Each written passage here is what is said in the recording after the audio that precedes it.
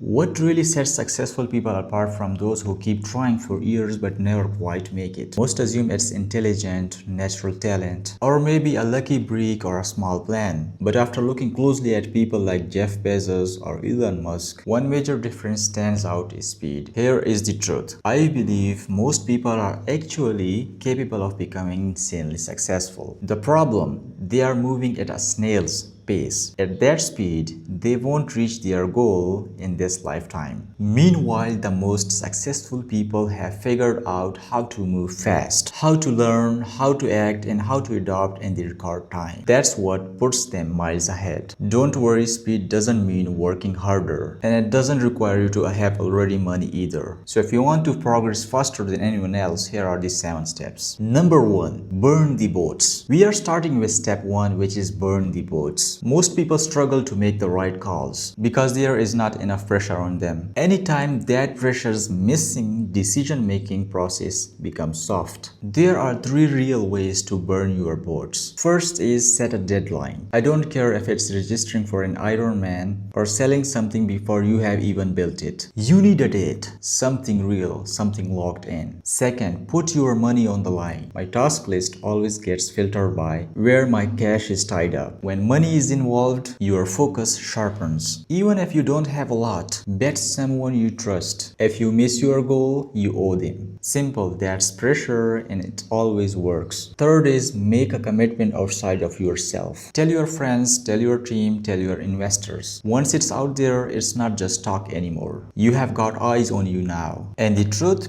people push harder to avoid pain than they ever do chasing reward. So when there is no way to back out, the only move is to forward, and which leads us to step 2. Number 2 is default to action. Remember, default to action and not preparation. See, most of the people make the mistake of preparation for action instead of taking action. Most people are afraid of action because they are worried that they won't make the right decision. What I have learned is that richest people always make a decision and make it right. That's what the most successful people always do. They make a decision and they make it right. That's what the most successful people understand is how to make a decision even without proper data or proper knowledge or without the confidence they can separate it. You start taking action, you need to find ways to improve quickly. Step 3 is learn the system and make it yours. Here's the third step. Learn what works and make it fit you. One of the biggest mistakes I see, people ask for guidance when they get handed a proven system or proven plan, and then they follow only the parts where they feel comfortable with. Then when the results don't show up, they act like the strategy was broken. Let me tell you something. If someone's already figured it out, I'm not reinventing the wheel.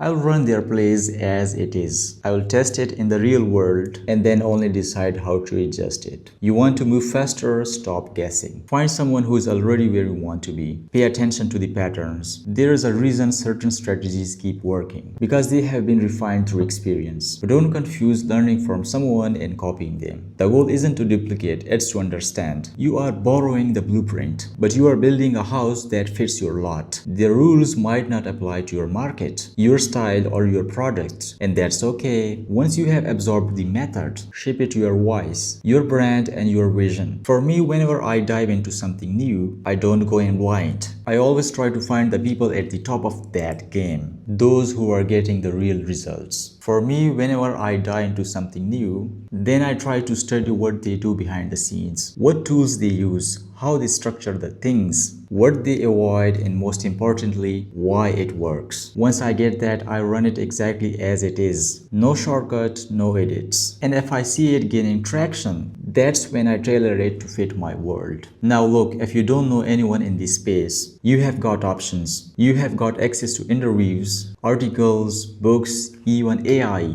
If you ask the right questions, you will always get the better answers than you think. There is no shortage of maps. The real test is whether you are going to follow one through or keep wandering in circles, trying to build your own from scratch. Remember, execution beats ego every time, so put your ego in your dustbin. And when you finally find a system that fits and make it your own, that's where you stop spinning your wheels and start gaining serious speed. Step 4. Test small, then go big. This is the part where most people mess up. They go too big and too soon. I get it. Everyone wants the huge launch, the viral movement. the massive win right out of the gate. But let me ask you something. What if that big brick landed on your lap tomorrow? Would you actually be ready for it? Chances are probably not. I have seen it happens. People get excited, dump a ton of money and energy into building some giant things before they have even proven that anyone wants it, and then they are shocked when it flops. Here's how I approach it instead. I test small. Try one version and see if anyone bites. See if they cares, and then and only then I double down. It's like learning to shoot. You don't start with a cannon. You start with a few bullets. You line up your shot,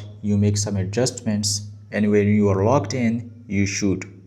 And the truth is, most people don't try this because they are too afraid to be wrong in public. They'd rather fail big than learn small. But the real winners, they are wrong a bunch of times. They just get it out of the way early. This tip is all about staying smart and move fast without overcommitting too early. You don't need to build the rocket first. Build the paper plan and see if it works and see which way the wind's blowing. Once you have figured that out, then go and build your rocket. And that leads us right into the next step. Step 5. Strip it down to what matters. Step 5 is all about keeping things simple. And I mean really simple. One of the easiest ways to start a business is by making it more complicated than it needs to be. And the worst part, it usually happens with the best of the intentions. Everyone on your team has ideas. People give you suggestions. You keep adding features, systems, steps, layers. And before you know it, the whole thing starts to feel heavy. You are busy but not productive. Everything slows down. Let me be blunt. You can't scale a mess. Complexity kills momentum. That's why simplifying ruthlessly and regularly is one of the smartest moves you can make. Start by narrowing your focus. Most people chase too many goals at once. But in almost every situation, there is one key move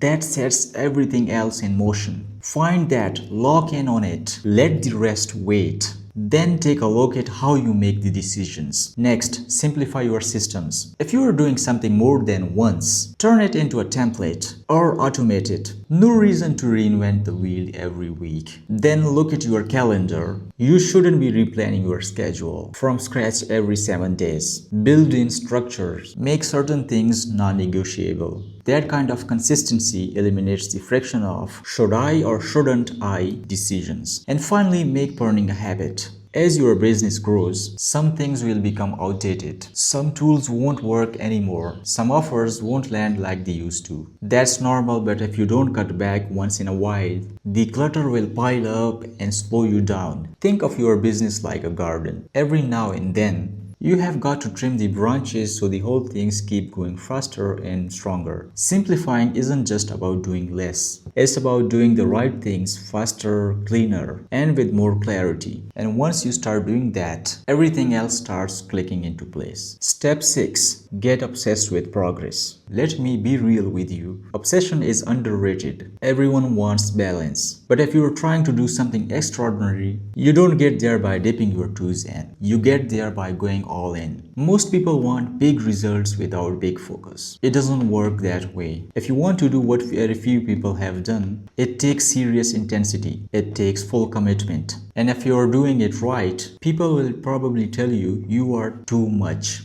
Take it as a compliment. You can't be world-class at everything at the same time. Not in once. There are seasons in life. And this might be your season of saying no. No to distractions. No to extra noise. No to trying to please everyone. Say yes to your goal and go all in on it. So what does obsession look like in action? It looks like immersion. Imagine standing under a waterfall, trying to drink everything rushing down on you. It's overwhelming, but you absorb a lot. That's how you should treat learning in your field. Consume everything you can. Read, listen, and talk to your experts. And better yet, surround yourself with people who are just as obsessed. Create your circle. Let their momentum pull you forward. Tactics will change. Platforms will evolve. But if you understand the thinking behind the moves, you will stay ahead no matter what. Step 7. Start solving bigger problems. If you want to speed up your growth, this next step is key. Go find bigger problems. Growth doesn't come from comfort. It comes from challenge, from stepping into the unknown and figuring it out. Life is like a video game. Every time you level up, the game gets harder. And that's the point. You don't get better by solving the same small problems over and over. You grow when you are brave enough to tackle the next mountain. The best way to grow: keep finding the next hard thing. Don't avoid it.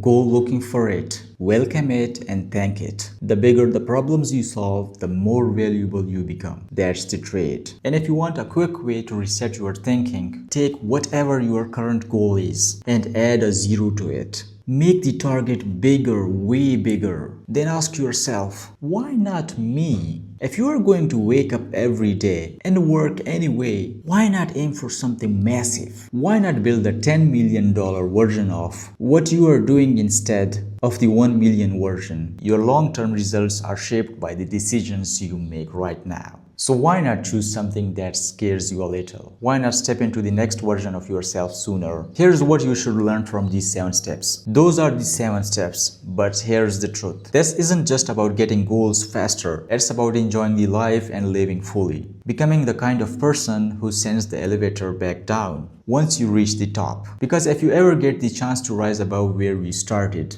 you owe it to someone else to help them do the same.